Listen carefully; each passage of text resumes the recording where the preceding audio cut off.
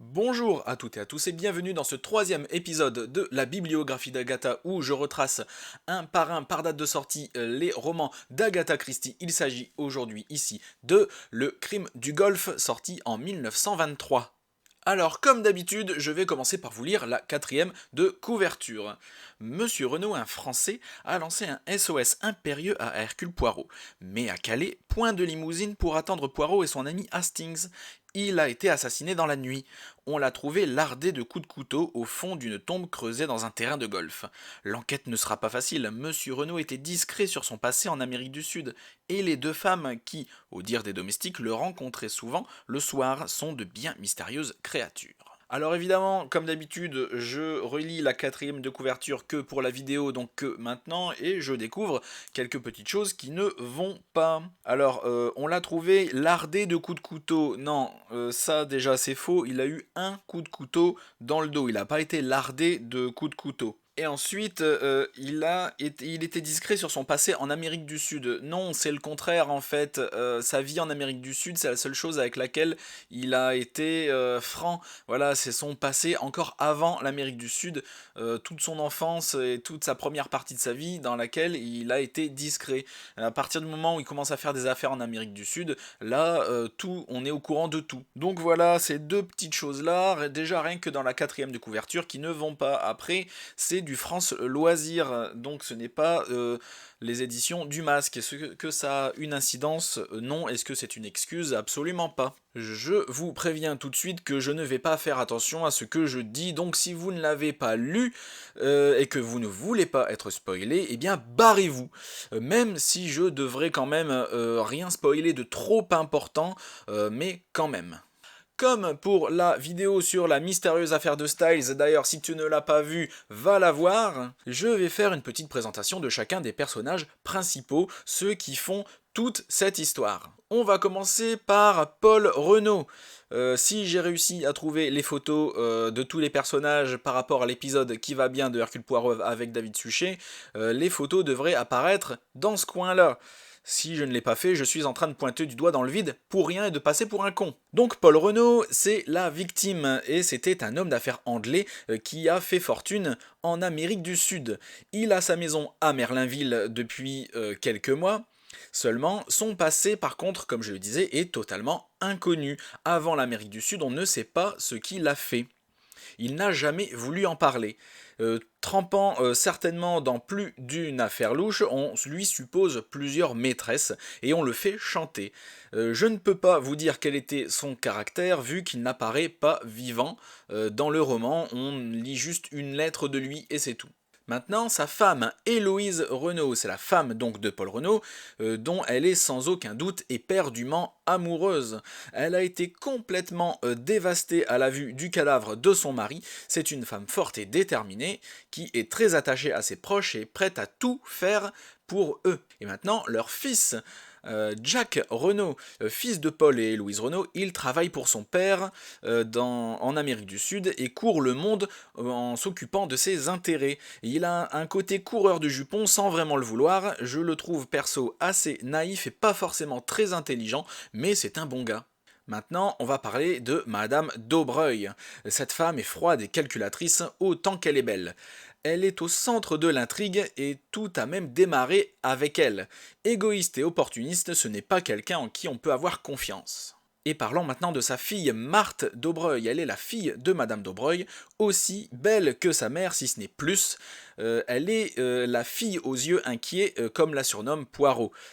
Effectivement, l'inquiétude est son émotion principale dans ce roman. Elle est en couple avec Jack Renaud et ferait apparemment tout pour lui. Dulcie et Bella Ducine. Je ne sais pas si on prononce ça correctement. Je ne sais pas si je dois vraiment vous parler de ces deux-là. Donc, alerte spoiler. Ce sont deux sœurs, des danseuses, chanteuses et acrobates. Dulcie rencontre Hastings dès le début du roman et se fait appeler Cendrillon. C'est une jeune femme au fort caractère qui n'a l'air d'avoir peur de rien et qui adore taquiner. Pour ce qui est de sa sœur, je ne peux rien vous dire car ce serait trop en dire sur l'intrigue. De toute façon, il n'y a pas grand chose à dire sur elle. Gabriel Stonor, c'est le secrétaire de Paul Renault, il est très attaché à cette famille, et particulièrement forcément à son patron, et il est extrêmement fidèle, c'est un bon gars, fiable, rien à dire de plus. Passons à la police française avec le commissaire Bex. Sympathique commissaire, il n'est pas idiot du tout, mais ce n'est pas non plus un foudre de guerre. Il est cependant plus intelligent qu'Hastings. Le juge d'instruction, Othé, il est rigoureux et fier, Othé est un gars sûr, et son travail lui tient très à cœur. Rien à dire de plus sur lui. Par contre, l'inspecteur Giraud, j'ai un peu plus de choses à dire dessus, mais en résumé, c'est un con, il se croit supérieur alors qu'il ne sait absolument rien, il croit uniquement ce qu'il voit et ne juge que par les preuves matérielles. Il ne croit absolument pas en la psychologie, c'est dire si Poirot le déteste. Il ne se remet jamais en cause et rejette toute opinion qui ne va pas dans son sens. Maintenant, comme la vidéo sur la mystérieuse affaire de Styles, encore une fois, je vais essayer à peu près de garder le même modèle et de faire ça à chaque roman. Je vais parler d'Hastings dans ce roman. Quel est le caractère général d'Hastings dans ce roman?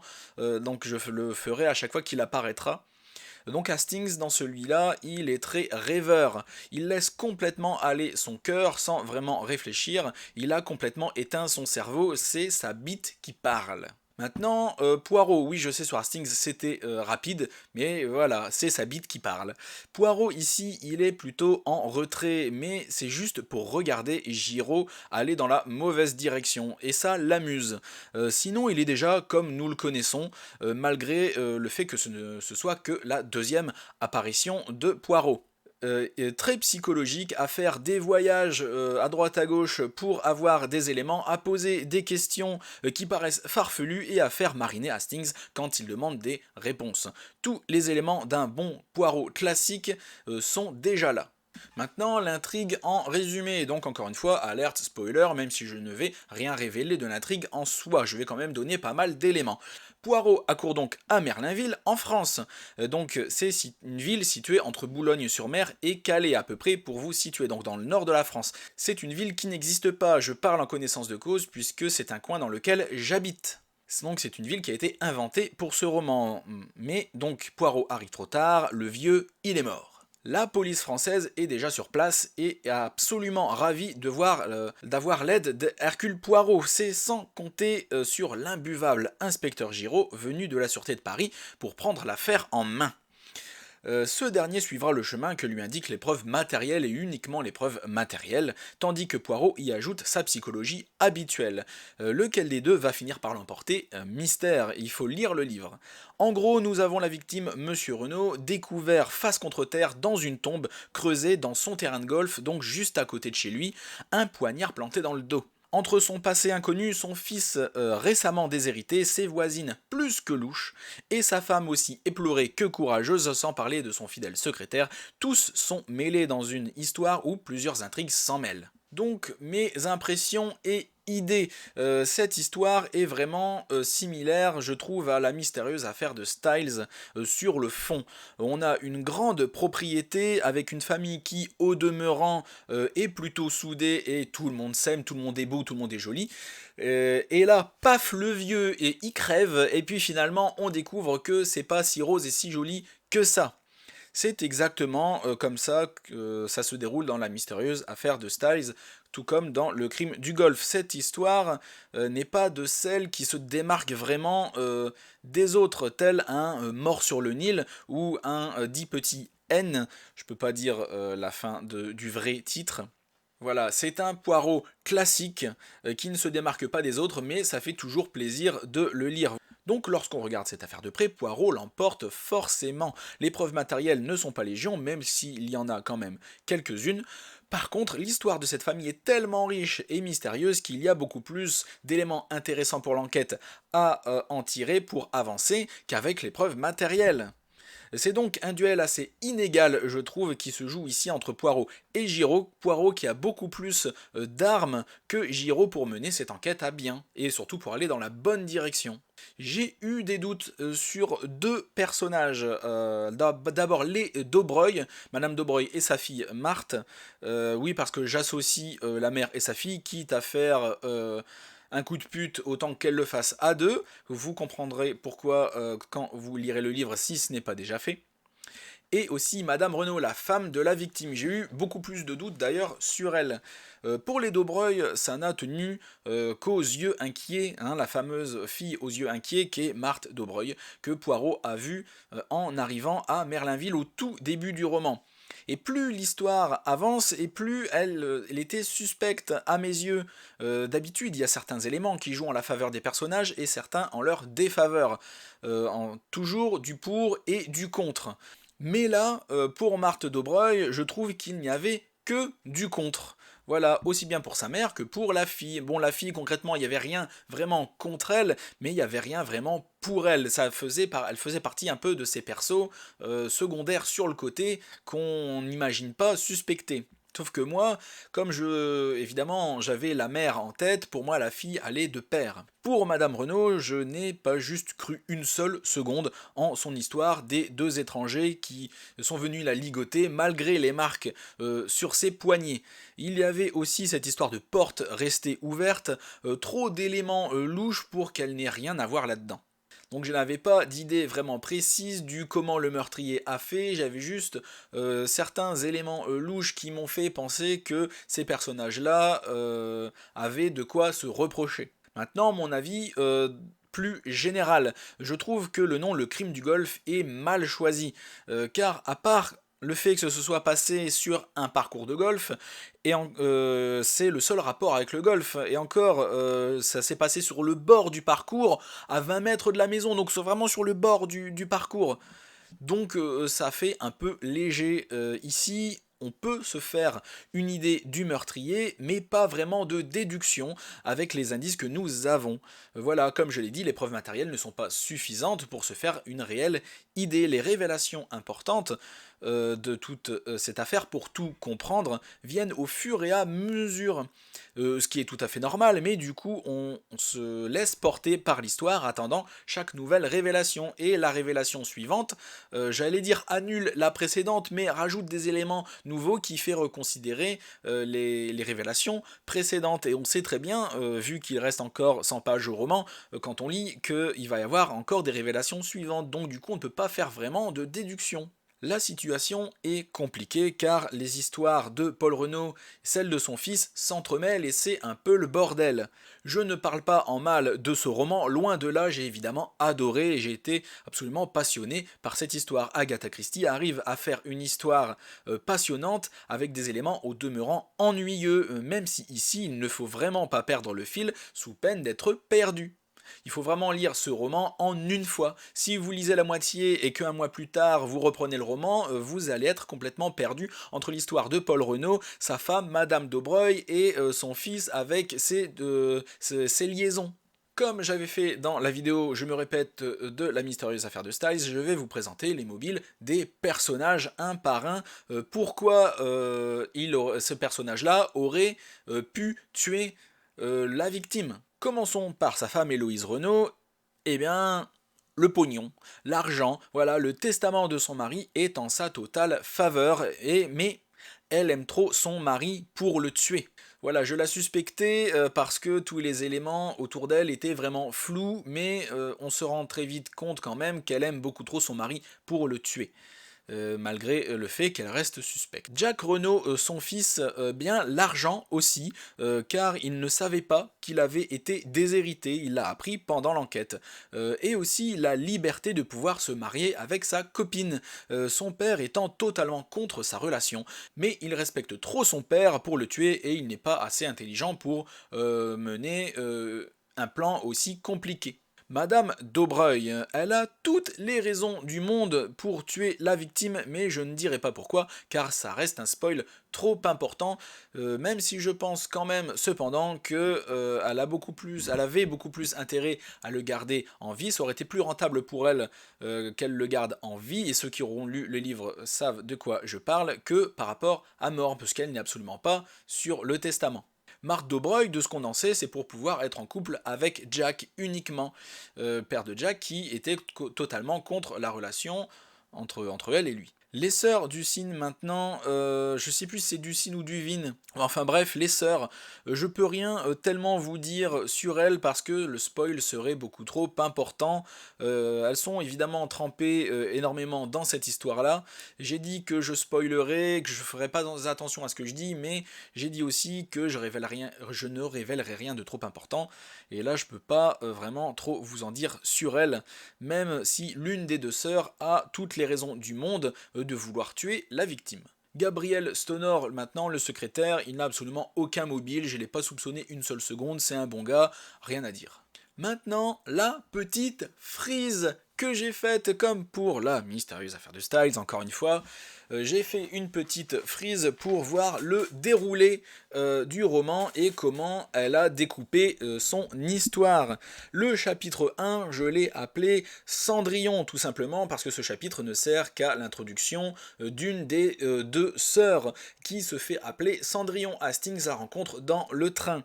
Le chapitre 2, Hastings est donc rentré en Angleterre, dans l'appartement avec Poirot, et la victime appelle Poirot au secours par courrier. Et donc, suite à ça, deuxième partie du chapitre, ils vont à Merlinville. Arrivé à Merlinville, chapitre 3, ils démarrent directement l'enquête. C'est le début direct. Ils ne posent pas le décor, il n'y a pas tellement de description, tout se fait pendant l'enquête, voilà.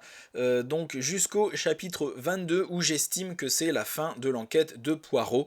Et il a déjà tous les éléments qu'il lui faut. Donc le chapitre 23 ne sert qu'à la flip d'Hastings. Il est en train de flipper, ils sont dans le bateau pour rentrer en France et il est en train de se dire pendant tout le chapitre, merde j'ai fait une connerie, merde j'ai fait une connerie, Poirot est mon ennemi maintenant, je suis contre lui, voilà, il est en train de flipper et de douter. Le chapitre 24, eh bien, concrètement à partir du chapitre 23, c'est l'histoire qui suit son cours. J'estime que Poirot, à partir du chapitre 22, a fini son enquête et a tous les éléments. Donc concrètement, c'est le déroulé normal des choses. Le chapitre 24, donc Poirot défie Giraud et fait un pari, voilà, de celui qui a la plus grosse. Donc concrètement, de celui qui va réussir à trouver le coupable. Donc dans le roman, il parie 500 francs. Voilà pour info. Pour ceux qui n'ont vu que les épisodes à la télé avec David Suchet, dans l'épisode, je ne sais plus s'il parie 500 francs ou de se raser sa moustache, parce qu'il voit Giraud deux fois, et dans un épisode, avec Giraud, il lui dit vas-y tu te rases la moustache, et si c'est toi qui gagne, je te donne ma pipe. Donc je ne sais plus du tout. Donc ici, il s'agit d'un pari de 500 francs. Le gagnant gagne 500 francs. Et donc c'est Poirot qui lance ce pari, ça m'a étonné de la part de Poirot qui n'est absolument pas dans ce mood-là d'habitude et qui est complètement au-dessus de ça. Et donc à mon avis Giraud l'a tellement gonflé qu'il s'est dit vas-y je vais moucher ce petit connard et je vais empocher du pognon par-dessus, je vais l'humilier. Chapitre 25, il y a un rebondissement, je ne vous dirai pas lequel parce que ce serait un spoil trop important. Un rebondissement que je n'ai pas vu arriver. Parce que c'est concrètement un interrogatoire de Jack Renault, et fin du chapitre, fin de l'interrogatoire, et boum, là, le rebondissement, la révélation de dernière minute. S'ensuit le chapitre 26, où c'est la lettre d'Hastings, donc Hastings lit une lettre qu'il a fait lire ensuite à Poirot, donc lettre de la fameuse Cendrillon, qui nous fait des petites révélations qui sont un peu trop belles pour être vraies. Donc j'ai lu ce chapitre un peu de manière circonspecte, parce que je me suis dit merde, c'est trop facile de faire ça comme ça, c'est pas de l'Agatha Christie de révéler des éléments comme ça qui se résolvent aussi facilement. Le chapitre 27, eh bien c'est le plan de Poirot. Poirot a monté un plan pour faire réagir le meurtrier et avoir une preuve plus concrète de sa culpabilité.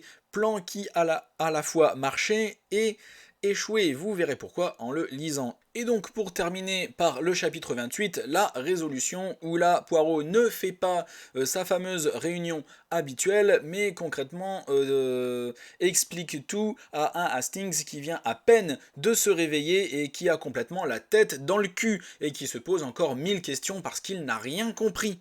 Et donc on va comparer ça avec la frise de La mystérieuse affaire de Styles pour comparer les deux romans et voir un petit peu l'évolution. Donc en haut celle de La mystérieuse affaire de Styles et en bas celle du crime du Golfe. On voit dans La mystérieuse affaire de Styles que le découpage est vraiment très net. Chaque partie sert vraiment à une seule chose. Voilà, présentation de Hastings, des persos, du décor. Moment fatidique, mort de la victime, et boum, boum, boum, boum, tout un chapitre, une chose. Mais dans le crime du Golfe, on voit vraiment que c'est déjà beaucoup plus fluide. Elle arrive à faire plusieurs choses en même temps. On a le premier chapitre qui sert à la rencontre de Cendrillon, et le chapitre 2 sert à maintes choses en même temps.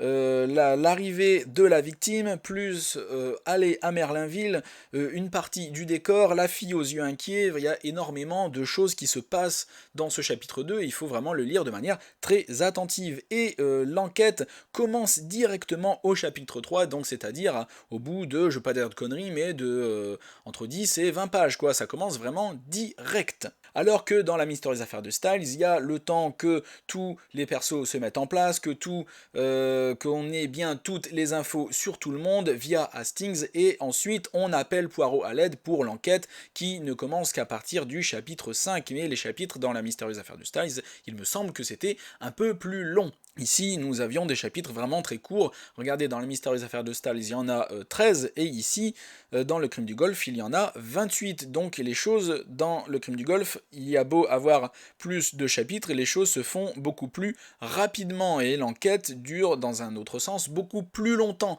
Il y a plus de soins apportés à l'enquête, dans le sens où il y a l'histoire de cette famille est beaucoup plus complexe. Chacun a sa petite chose à cacher qui est mêlée avec celle des autres personnages. Donc le temps de démêler ce bordel, évidemment, ça prend beaucoup de temps d'enquête, aussi bien à Poirot qu'à Giraud. Et la fin de La mystérieuse affaire de Styles, voilà, on a le procès et boum, la résolution, ça vient quand même assez vite. Ici, une fois dans le crime du Golfe, une fois que Poirot a terminé son enquête, voilà, il va quand même le temps de rentrer en France, le temps quand même d'aller rire au nez de Giraud, le temps que toutes les petites intrigues avec Hastings se terminent, le temps que Poirot mette en place son plan pour arrêter le ou la meurtrier ou meurtrière, eh bien, il faut que ça se fasse, et il faut que tout ça se déroule, et elle a eu raison de prendre son temps pour terminer tout ça, parce que si elle l'avait bâclé, eh bien, le livre aurait été mauvais. Donc le crime du Golfe est à la fois plus rapide, beaucoup plus rapide au début, mais prend beaucoup plus son temps à la fin pour tout boucler. En conclusion, c'était un excellent roman qui utilise déjà tous les classiques qu'a imposé Agatha Christie. Un fond simple et tranquille sur une histoire compliquée que l'on ne doit pas lâcher sous peine d'être perdu. C'est ce que j'appellerais un classique qui ne se démarque pas du lot tel un Mort sur le Nil, mais c'est quand même un excellent roman. Un conseil, si vous voulez trouver le meurtrier ici, suivez votre intuition. Merci beaucoup d'avoir regardé cette vidéo jusqu'au bout. Je sais qu'il y a pas mal de fans d'Agatha Christie dans mes abonnés. Je fais aussi un peu de jeux vidéo pour ceux qui aiment ça. Je fais aussi des critiques d'autres romans parce que je ne lis pas que du Agatha Christie. N'hésitez pas à me suivre sur Instagram, le réseau social où je suis beaucoup plus actif que les autres. Je fais des stories, pas tous les jours, mais presque. Et donc likez la vidéo, partagez-la, abonnez-vous à la chaîne si ce n'est pas déjà fait. J'ai aussi un Facebook, un Twitter, un Babelio et un Glyph et un Tumblr accessoirement, même si j'y suis beaucoup moins qu'Instagram, j'insiste vraiment sur Instagram. Et à bientôt chez Alistair pour le 4e roman d'Agatha Christie. Il s'agira de L'homme au complet marron, sorti en 1924.